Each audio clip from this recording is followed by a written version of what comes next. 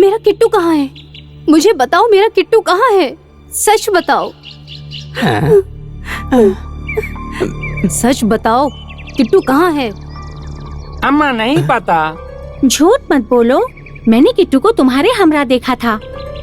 ये सच है कि तुमने उसे हमारे साथ में देखा था, लेकिन वो थोड़ी देर बाद अचानक से गायब हो गया।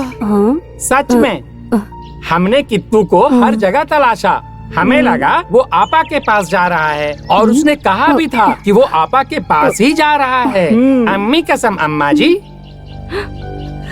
किट्टू आखिर गया कहाँ? अरे काथू कहाँ है? अब वो भी नहीं दिख रहा। ये दोनों कहीं किट्टू को तलाश करते करते बागड़ के घर तो नहीं चले गए? कहीं बागड़ ने तो नहीं पकड़ लिया? क्या बागड़ ने?